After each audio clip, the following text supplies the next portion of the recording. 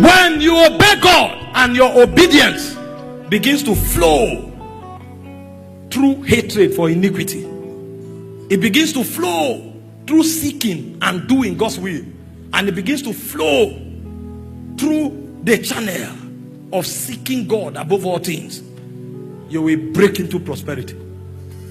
See, nature can't hold itself anymore. That's why when Moses came, he said, talk to the rock. There's no river here. Talk. The presence is here. And even when Moses struck the rock, water came out. Water. And Isaiah was talking about it. He said they thirsted not while he led them through the desert. They thirsted not. He said he cleaved the rock for them. The waters came out. He cleaved the rock. The waters gushed out like a river. How can water come in the river? Because when men who love the Lord show up, anything can become anything. In Isaiah 51 from verse 1, he said, hearken unto me, all ye that love righteousness. He said, look up to Abraham your father, and unto Sarah thy body. I called him alone and blessed him. He said, the Lord shall comfort Zion. He shall comfort Zion. There is a comfort that comes in pain. There's a comfort that comes in drought and dryness. That kind of comfort is for those who love God. That's why in 1 Corinthians chapter 2 verse 9, he says, eyes have not seen, ears have not heard, neither has he occurred to the heart of man the things that he has in stock to them that love him. There is a wealth that God has for us, but it will take love for God, passionate love for God, for those things to be realized. And when the devil knows, or because the devil knows, he distracts us from loving God. He leads us in the pursuit of things, and the more we pursue, the more dry we become. Did you not study your book in Genesis? When God created Adam, he put him in Eden. That's the dwelling of God's presence. Everything is in Eden. Maybe I should read you two scriptures as we proceed. Job 22 verse 21 to 25. See those who love God in hating iniquity, in doing his will, and in seeking his presence. See what the Bible says. We'll read to verse 24. It said, acquaint now thyself with him. It said, be at peace, thereby good shall come unto thee. That is what? Seeking God. Acquaint yourself with him. It said what? Good will come to you. So when you seek God, it said good will come to you. In fact, Jesus said, seek ye first the kingdom and his righteousness. All other things shall be added.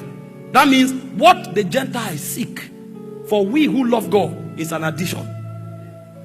But when we begin to seek what the Gentiles seek, it means the love of God has died. It has depleted in our soul. In verse 22, hear what he said. He went further. So be marking it out. If you acquaint yourself with God, what happens? Good comes to you. He said, receive, I pray thee, the law from his mouth. And he said, lay up his words in thy heart. That is what? Doing his will. Go to verse 23. He said, if thou return to the Almighty, thou shalt be built up. Thou shalt put away iniquity from thy tabernacles. What did I tell you? Hatred for sin. So in those two verses, you do his will, you hate iniquity. Now go to verse 24. He said, then shalt thou lay up gold as dust, and the gold of Ophir as the stones of the brook. There is a dimension of wealth that can't be numbered.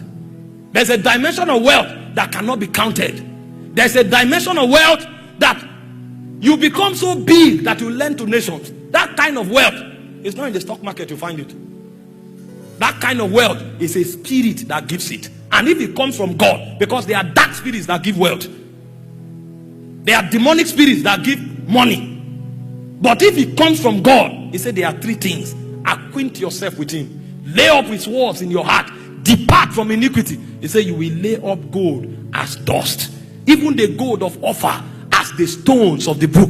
Today, when we preach, we take up the first three parts, and then we just quote, I shall lay up gold as dust. No, sir, you shall not lay up gold as dust.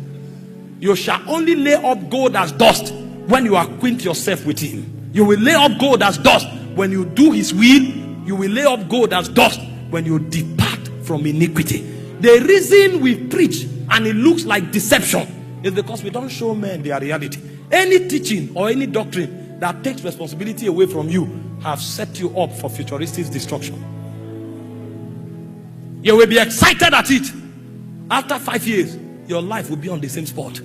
You will now discover that you don't prosecute destiny on the frequency of emotion. Only obedience is potent enough to grant you the promises that God stated in scripture.